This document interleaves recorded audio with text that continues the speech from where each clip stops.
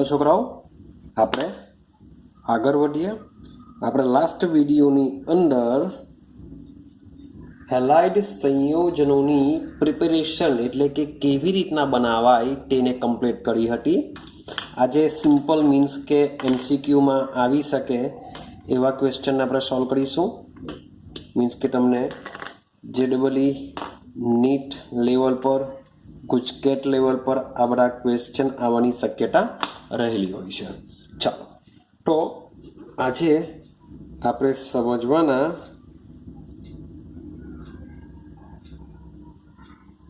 Halide સંયોજનોના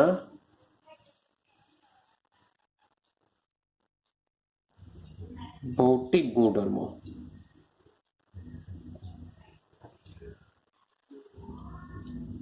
ચાલો સમજો તો થોડુંક યાદ રાખવું પડશે ભૌતિક ગુણધર્મની અંદર કે શું છે, કયા પોઈન્ટ યાદ રાખવાના છે, તો થોડુંક મેમરાઇઝ કરવું પડશે આ બધી વસ્તુ।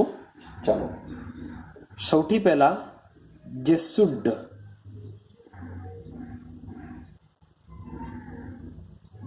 આલ્કાઇલ હેલાઇડ સંયોજનો છે એ શુદ્ધ આલ્કાઇલ હેલાઇડ સંયોજનો કેવા હોય છે? રંગવિહીન હોય છે। કે જે પણ શુદ્ધ આલ્કાઇલ હેલાઇડ સંયોજનો બધા રંગવિહીન છે, પરંતુ તમારે યાદ રાખવાનું છે કે જે બ્રોમાઇડ છે, બ્રોમાઇડ સંયોજન છે અથવા તો આયોડાઇડ સંયોજન છે એ કેવા હોય છે? રંગીન હોય છે। કારણ કે આના પર સૂર્યપ્રકાશ પડવાને લીધે, સૂર્યપ્રકાશના સંપર્કમાં આવવાના લીધે તેઓ કેવા થઈ જાય છે? રંગીન હોય છે। એ તો રંગમાં તમારે બે જ પોઈન્ટ યાદ રાખવાના છે કે જે બ્રોમાઇડ છે, જે આયોડાઇડ છે રંગીન હોય છે, તે સિવાયના બધા જ રંગીન હોય છે। ચલો બીજો પોઈન્ટ યાદ રાખજો ભાઈ। ઘણા બાષ્પશીલ એટલે કે એવા હેલાઇડ સંયોજનો કે જેનું ઇઝીલી બાષ્પમાં રૂપાંતર થઈ શકે, તો ઘણા બાષ્પશીલ હેલોજન યુક્ત સંયોજનો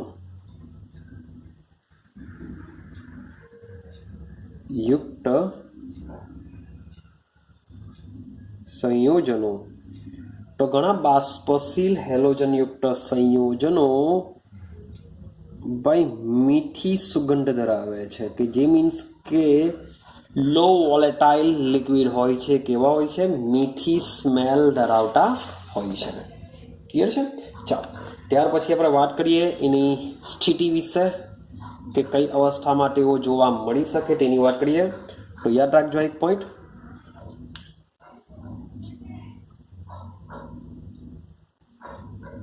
મિથાઇલ ક્લોરાઇડ। શબ્દ બોલું છું, મિથાઇલ ક્લોરાઇડ,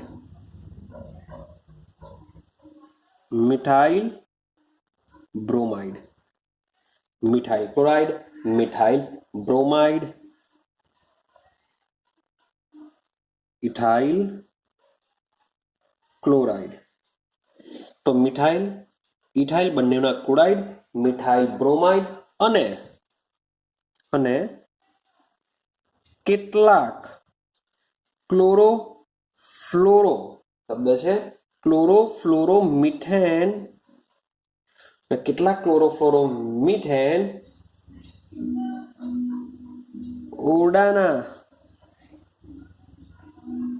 તાપમાને ભાઈ વાયુ અવસ્થામાં જોવા મળે છે। યાદ રાખવાનું છે કે જે મિથાઇલ ક્લોરાઇડ છે, મિથાઇલ બ્રોમાઇડ છે, ઇથાઇલ ક્લોરાઇડ છે અને ક્લોરોફ્લોરો કાર્બન એટલે ક્લોરોફ્લોરો મિથેન, મોટે ભાગે મિથેન વાળા સંયોજનો બધા કેવા હોય છે? ઓરડા તાપમાને વાયુ સ્વરૂપમાં હોય છે। પરંતુ ઊંચા આણ્વીય દળ ધરાવતા જે સંયોજનો છે, ઊંચા આણ્વીયનો મતલબ શું થાય ભાઈ? અગાડી જાવ તો પ્રોપાઇલ, બ્યુટાઇલ, પેન્ટાઇલ હેલાઇડ સંયોજનોની વાત કરતા હો તો એ તમને પ્રવાહી અથવા તો ઘણા બધા ઘન અવસ્થામાં પણ જોવા મળી શકે છે। ક્લિયર છે? તો આ બધા પોઈન્ટ તમારે શું કરવાના છે? યાદ રાખવાના છે। એમાં હું તમારું પાસે કંઈ કરી નહીં શકું, તમારે મેમરાઇઝ જ કરવા પડશે। હવે સમજો, હું વાત કરું આલ્કેન, હવે સમજવાની વાત કરજો. હું વાત કરું છું આલ્કેનને ને હું વાત કરું છું આલ્કાઇલ હેલાઇડની. ચલો આને કમ્પેરિઝન સમજીએ. આલ્કેનની વાત કરીએ તો આલ્કેનમાં શું થવાનું? કાર્બન કાર્બન બંધ હોવાના.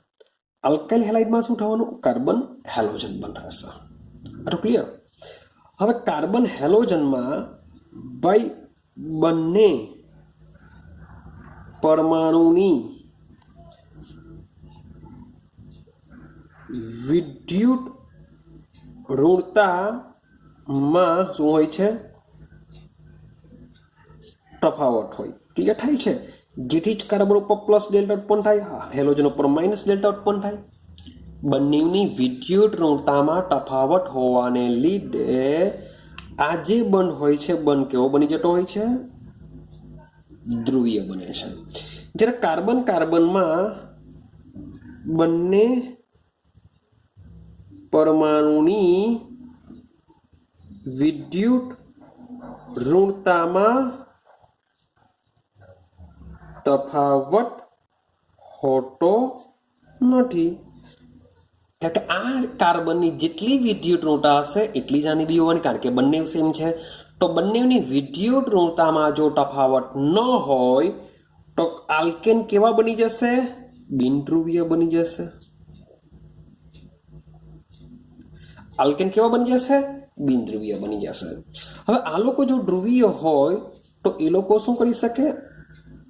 ધ્રુવીય દ્રાવકમાં દ્રાવ્ય થઈ શકે. આપણે એવું કહી શકીએ, હા કે ના? તો ભાઈ પાણી કેવું છે? H2O કેવું છે? ધ્રુવીય છે. તો આ લોકો પાણીમાં દ્રાવ્ય થઈ શકે, પણ પાણીમાં દ્રાવ્યતા કેવી છે? ઓછી છે. એ કન્સેપ્ટ આપણે પછીથી સમજીએ. ચાલો, તો સૌથી પહેલા આપણે ઉત્કલન બિંદુ સમજીએ. પહેલા આપણે ઉત્કલન બિંદુને ક્લિયર કરીએ, પછી આપણે દ્રાવ્યતા વિશે ક્લિયર કરીએ. ચલો, ધ્રુવીય છે. હવે ધ્રુવીય થવાને લીધે શું ફરક પડશે? તો માની લો કે મારી પાસે એક મીન્સ કે RX લઈ લઈએ. ચાલો કોમન લઈ લઈએ, RX આલ્કાઇલ હેલાઇડ છે. આલ્કાઇલ હેલાઇડમાં કાર્બન ઉપર પ્લસ ઉત્પન્ન થશે, હેલોજન ઉપર માઇનસ, મીન્સ કે પ્લસ ડેલ્ટા માઇનસ ડેલ્ટા. બંનેની વિદ્યુત ઋણતામાં તફાવત હોવાને લીધે આવું જોવા મળશે.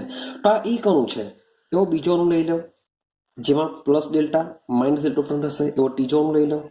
તો એના જે અણુઓ છે, sorry put plus delta minus delta, તો એના જે અણુઓ છે તેમની વચ્ચે આ પ્લસ ડેલ્ટા માઇનસ ડેલ્ટા, આ plus delta minus delta, same અગાડી બી આ પ્લસ ડેલ્ટા માઇનસ ડેલ્ટા, તેમની વચ્ચે શું તમને જોવા મળશે? તો વાન્ડર વાલ્સ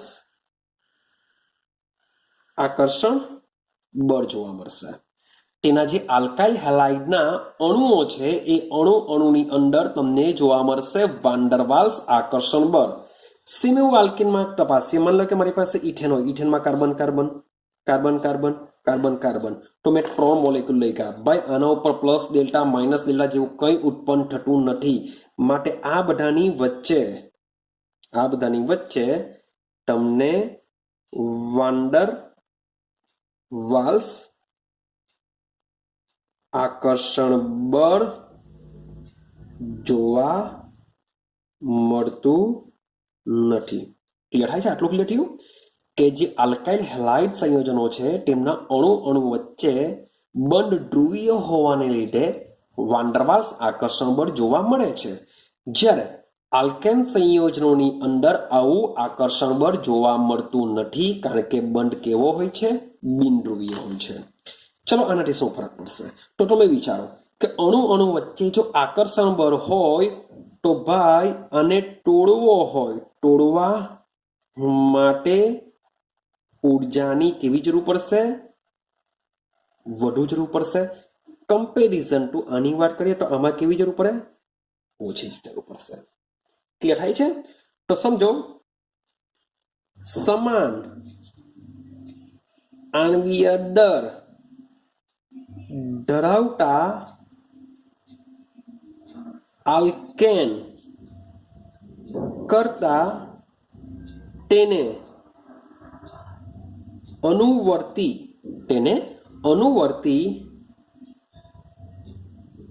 આલ્કાઇલ, હેલાઇડના ઉત્કલન બિંદુ કેવા હોય છે? ઊંચા હોય છે. ચાલો પહેલો પોઈન્ટ ક્લિયર થઈ ગયો કે આલ્કેન કરતા તેને અનુવર્તી, પણ અનુવર્તી શામાં? આણ્વીય દરમાં. તો એના આણ્વીય દરમાં શું હોય છે? આલ્કેન કરતા આલ્કાઇલ હેલાઇડના ઉત્કલન બિંદુ ઊંચા હોય છે. રેડી? ચાલો હવે આગળ જઈએ. હવે વાત કરીએ સમાન આલ્કેનમાં. સમાન આલ્કાઇલ હેલાઇડમાં જો આલ્કેન સમૂહ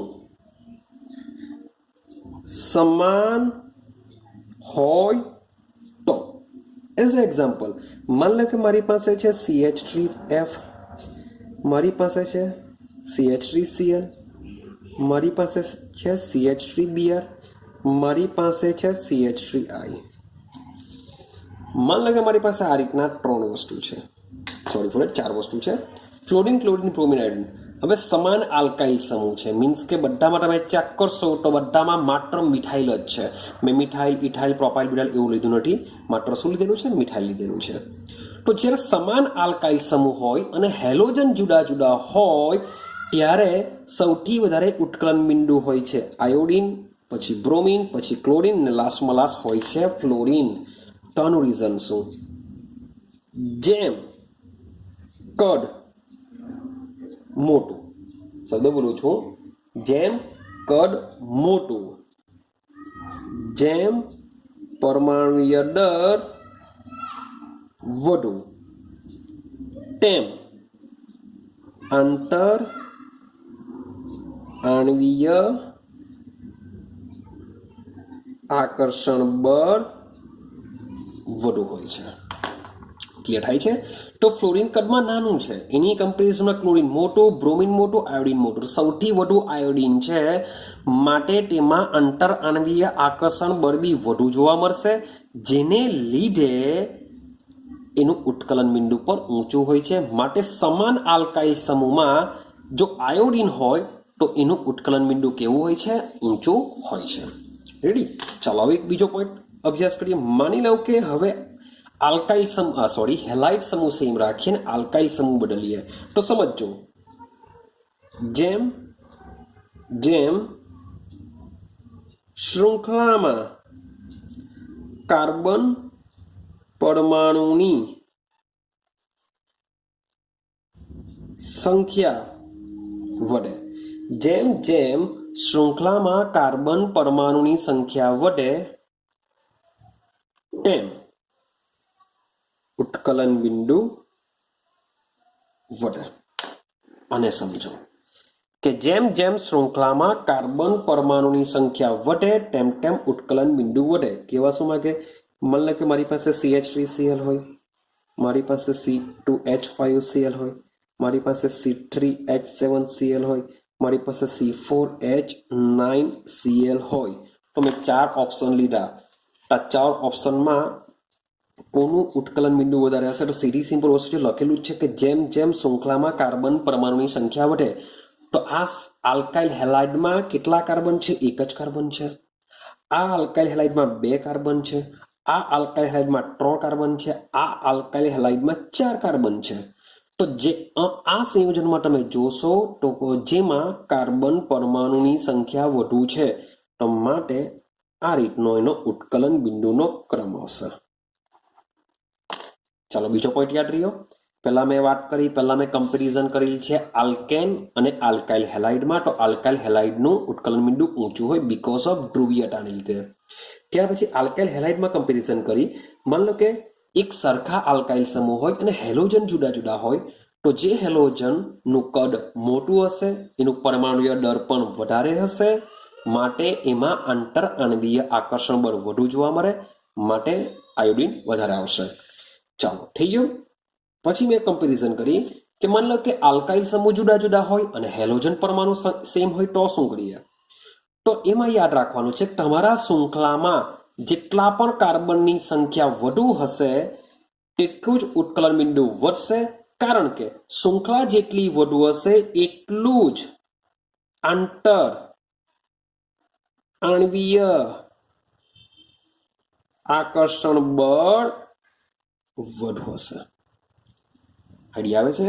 જેટલી જ શૃંખલા વધુ હશે તેટલું જ આંતર આણ્વીય આકર્ષણ બળ તમને વધુ જોવા મળશે.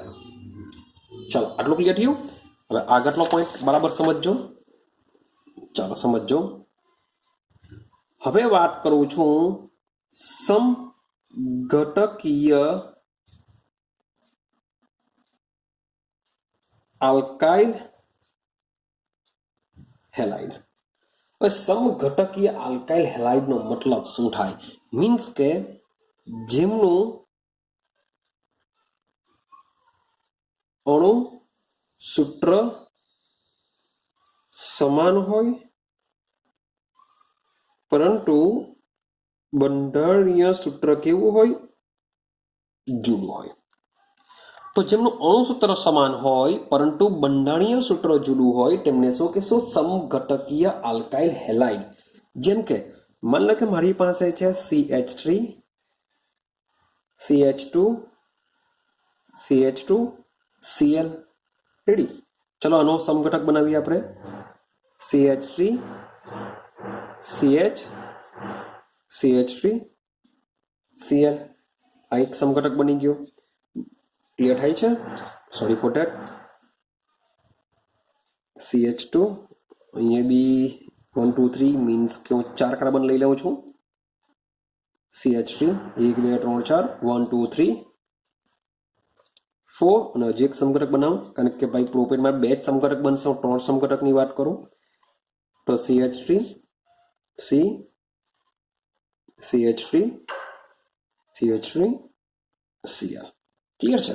ચલો આનું સૂત્ર જોઈ લઈએ તો C4H 3 4 5 6 7 8 9 9 Cl. C4H9Cl. આની વાત કરીએ 1 2 3 4 એટલે C4H 3 4 5 6 7 8 9 તો 9 1 Cl.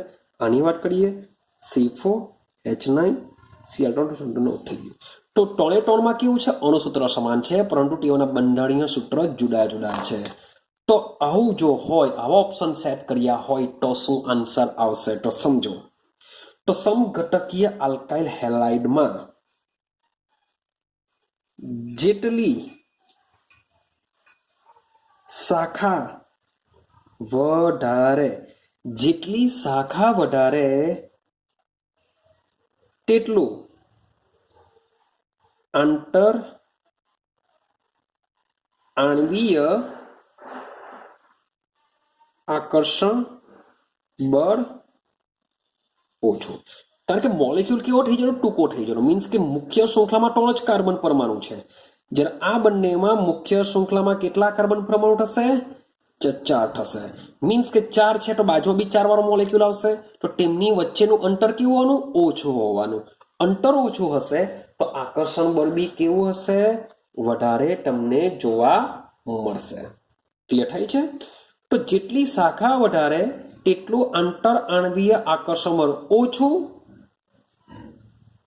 તેટલું ઉત્કલન બિંદુ પણ ઓછું. ક્લિયર છે? હવે આ 3 સંયોજનોની વાત કરીએ તો 3 સંયોજનોમાં 2 શાખા પડે છે ઉપર નીચે. આમાં એક જ શાખા પડે છે, આમાં કોઈ શાખા નથી પડતી. તો એનો મતલબ થાય કે આ જે સંયોજન છે તેનું ઉત્કલન બિંદુ સૌથી વધારે હશે. પછી આનું હશે, આનું કેવું હશે? સૌથી ઉત્કલન બિંદુ આનું ઓછું હશે. તો યાદ રહેશે આ પોઈન્ટ પણ કે જે સમઘટકીય આલ્કાઇલ હેલાઇડમાં જેટલી બ્રાન્ચ પડી હશે, જેટલી શાખા વધુ હશે તેટલું જ ઉત્કલન બિંદુ ઓછું હશે બીકોઝ ઓફ આંતર આણ્વીય આકર્ષણ બળ અથવા તો વાન ડર વાલ્સ બળ. કારણ કે વાન ડર વાલ્સ બળને જ આપણે શું કહીએ છીએ? આંતર આણ્વીય આકર્ષણ બળ. તો જેટલી શાખા હશે એટલું જ આંતર આણ્વીય આકર્ષણ બળ કેવું હશે? ઓછું હશે. ઠીક છે? આટલા પોઈન્ટ. ચાલો આગળ જઈએ, સમજો. તો આલ્કાઇલ હેલાઇડમાં તમારે આટલા પોઈન્ટ યાદ રાખવાના છે. એમ તો બહુ સિમ્પલ છે કારણ કે આના 4 ઓપ્શન તમને આપી શકીએ અને ઉત્કલન બિંદુનો ક્રમ ચડતો અથવા ઉતરતો પૂછી શકે છે. તો એ તમારે યાદ રાખવાનું. હવે આગળ જઈએ. હવે આપણે એરાઇલ હેલાઇડની વાત કરીએ. तो भाई समघटकीय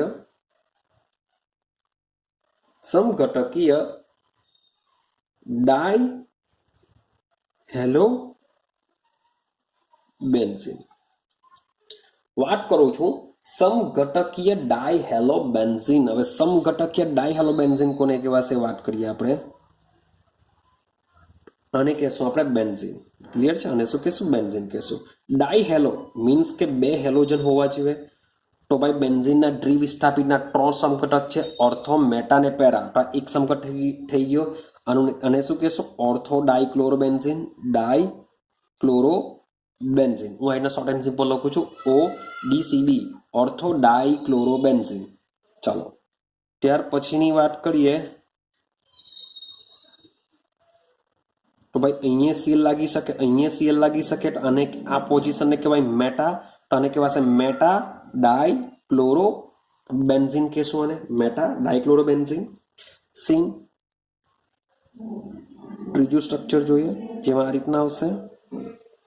તો એકબીજાની સામસામે જો સીએલ હોય તો એને કહેશું પેરા ડાયક્લોરોબેન્ઝીન। તો આને સમજો।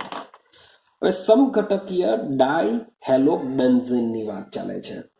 તો સમઘટકીય ડાયહેલોબેન્ઝીનની અંદર હું પહેલા વાત ચાલુ રાખું છું ઉત્કલન બિંદુ વિશે, કે ઉત્કલન બિંદુનું શું થશે।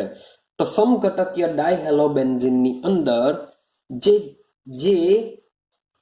ઓર્થો સમઘટક છે, શબ્દ બોલું છું ઓર્થો, થોડુંક યાદ રાખવું પડશે આમાં, કે જ્યારે ઉત્કલન બિંદુની વાત કરતા હોઈએ ત્યારે જે ઓર્થો સમઘટક છે એ ઓર્થો સમઘટકનું ઉત્કલન બિંદુ સૌથી વધારે હોય છે, પછી પેરાનું હોય છે, અને લાસ્ટમાં કોનું હોય છે?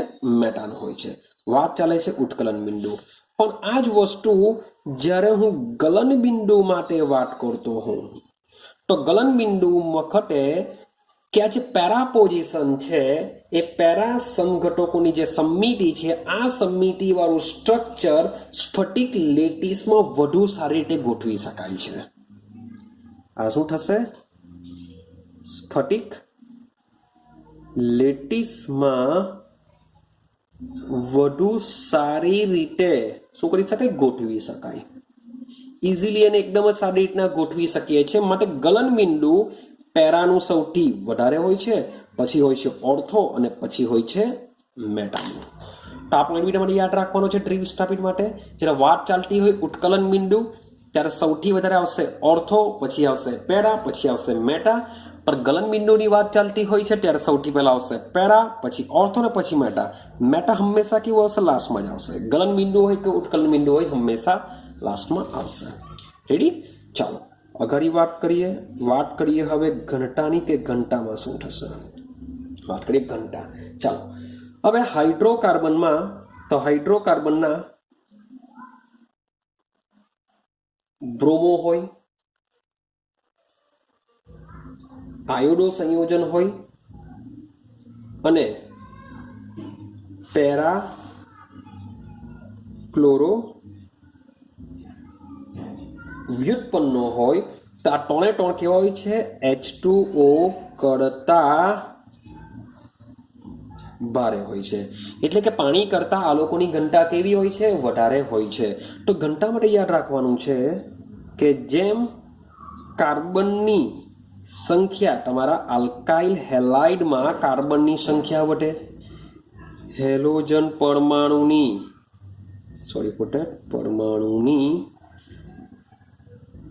સંખ્યા વધે, કાર્બન પરમાણુની સંખ્યા વધે, હેલોજન પરમાણુની સંખ્યા વધે, હેલોજનનું પરમાણ્વીય દળ વધે, તેમ ઘનતા વધે।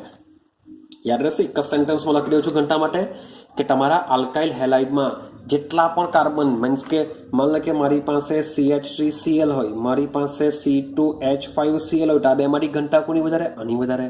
માન લો કે મારી પાસે C2H4Cl2 હોય, તો હવે આના કરતામાં હેલોજન પરમાણુની સંખ્યા વધી ગઈ, માટે આની વધારે। માન લો કે મારી પાસે CH2 પ્રારંભમાંથી લખાયું, સોરી ફોર ધેટ, અહીંથી કરી નાખું છું, C2H4Cl2, મારી પાસે માન લો કે C2H2I2 છે, તો આના કરતા આની ઘનતા વધારે, કારણ કે આના કરતા આનું પરમાણુય દળ કેવો હશે? વધારે હોય છે. ક્લિયર છે? ચાલો, ત્યાર પછી એક નેક્સ્ટ પોઈન્ટ આપણો ભૌતિક ગુણધર્મનો લાસ્ટ પોઈન્ટ છે, એને કમ્પ્લીટ કરીએ 5 મિનિટમાં. આ છે દ્રાવ્યતા. ચાલો સમજો, દ્રાવ્યતા પર વાત કરીએ. પહેલામાં પહેલું કે જે હેલો આલ્કેન છે, એ હેલો આલ્કેન કેવું છે? ધ્રુવીય છે. ભાઈ પાણી બી કેવું છે? ધ્રુવીય છે. તો આ જે હેલો આલ્કેન છે, એ હેલો આલ્કેન પાણીમાં ઓછા દ્રાવ્ય છે. દ્રાવ્ય તો છે પણ કેવા છે? ઓછા દ્રાવ્ય છે, યાદ રાખજો. અને હા, પાણીમાં